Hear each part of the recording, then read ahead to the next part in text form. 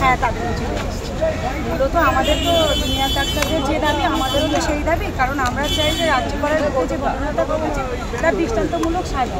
সেই কারণেই ওনাদের মিছিলের ডাকেতেই আমরা এখানে উপস্থিত হয়েছি। আমাদের মূলত দাবি, যেভাবে কলকাতা পুলিশ প্রমাণ লোপাট করার চেষ্টা করেছে তার বিরুদ্ধেই আমাদের মিছিল, এবং যেভাবে হচ্ছে আপনার প্রত্যেক ক্ষেত্রে যেভাবে কলকাতা পুলিশ প্রত্যেকটা বিষয়কে ধামাচাপা দেওয়ার চেষ্টা করে এবং এতদিন ধরে দিয়ে এসছে, এবং কামদুনের মামলার ক্ষেত্রেও এই কলকাতা পুলিশই তদন্ত করেছিল, যার ভিত্তিতে আজকে কিন্তু দোষীরা বেকসুর খালাস হয়ে গেছে।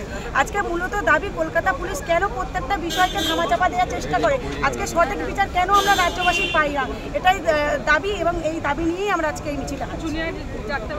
উদ্দেশ্য সেটা হচ্ছে প্রথম থেকে যে ঘটনা ঘটে গেছে 9 তারিখ 14 তারিখ এবং তার পরবর্তীকালে আরজিকর মেডিকেল কলেজে রিকনস্ট্রাকশন, সেই সমস্ত ব্যাপারে প্রশাসনের যে উদাসীনতা, যে চুপ করে দেখা এবং কোনো কিছুতেই কিছু দায় না নেওয়া, ব্যর্থতার দায় না নেওয়া, এই উদ্দেশ্যে আমরা জানিয়েছি আমরা সিপির পদত্যাগ। সেই দাবিকে সামনে রেখেই আজকে আমাদের লালবাজার অভিযান।